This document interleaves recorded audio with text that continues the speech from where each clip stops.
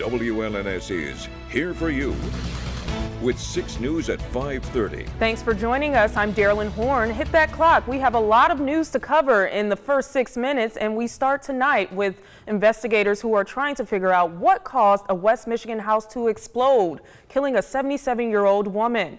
It happened early Monday morning in Gaines Township, just south of Grand Rapids. The victim has been identified as Joanne Amory, who died from her injuries last night. Neighbors say Amory lived there alone. They also say they heard a huge boom that rocked their house, and when they looked outside, they saw a large fire at her home. At least 6 people are in hospitals tonight in Chicago following an explosion at a 4-story apartment building this morning. Fire officials say 3 of those people have either serious or critical injuries. Records show the building has failed its last 12 inspections since 2010, including citations in January 2017 and February 2018 for failing to repair or replace defective or out-of-service smoke detectors.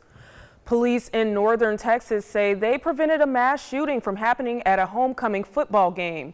It happened last week west of Dallas, and the sheriff says a deputy got a tip from a credible source Friday afternoon, and less than an hour later, police arrested 2 18-year-old men who they say were found with an AR-style pistol. One of the men told investigators they bought the gun illegally on the street just hours earlier. And deputies also seized a 60-round magazine with rounds described as green-tipped full metal jacket and can nearly pierce armor. Police made the arrest at one of the gates to the football stadium. They say they were targeting people and certain individuals.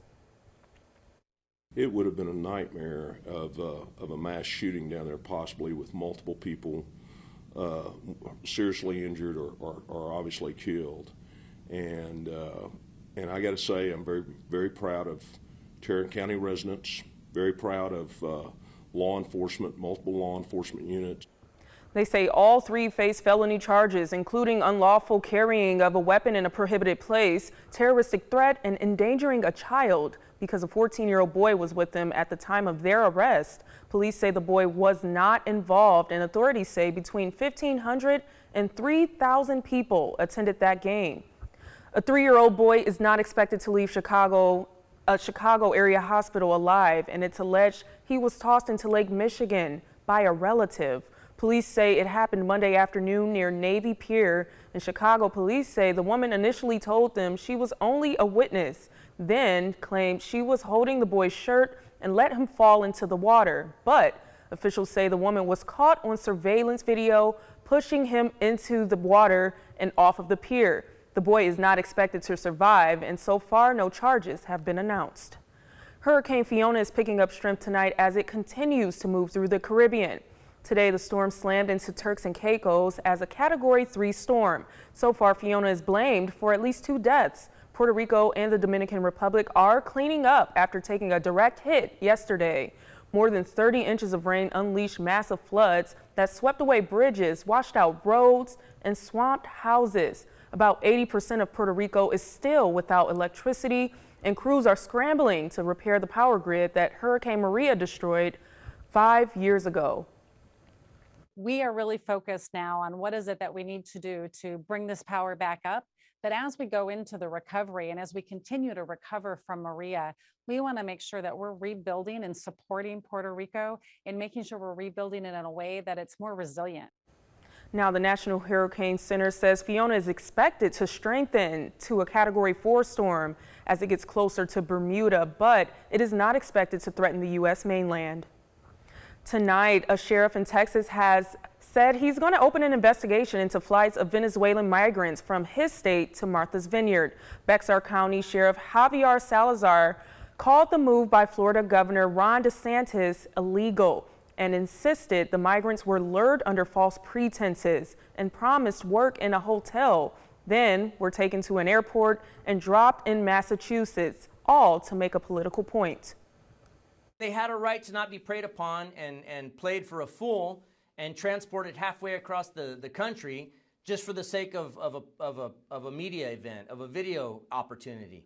That's enraging. It doesn't matter how you look at it, it's enraging. I believe there's some criminal activity involved. Now, DeSantis claims the migrants were, quote, provided an opportunity in a sanctuary state with resources as expected. Tonight, leaders in Detroit say they're suing the U.S. Census Bureau, claiming it miscounted the city's population. The city says it's not challenging the 2020 census, just the annual estimates. Those are the ones that help determine how much federal funding the city will get. Detroit Mayor Mike Duggan announced the lawsuit in a press conference today. The city claims the Bureau undercounted minorities and was, quote, shocked by the 2021 numbers, claiming they missed 5% of the Hispanic population and 3% of the city's African Americans.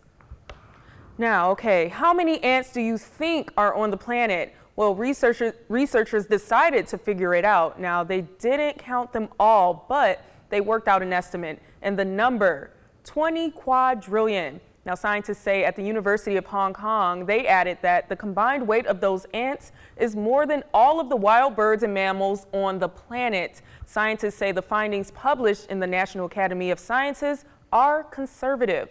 And rounding out our first 6 minutes, a unique wedding cake for a Michigan couple. Yes, that is a custom-made 4-tier cake made out of cocktail sausages from Little Smokies. Mike and Casey Bailey are from Howard City. Casey reached out to Little Smokies to let them know how much they enjoyed the treats and said they plan to serve them at their wedding. And that's when the brand's marketing team decided to send them this, a pigs in a blanket cake. And yes, they did cut the cake. And we're told it was a huge hit at the reception.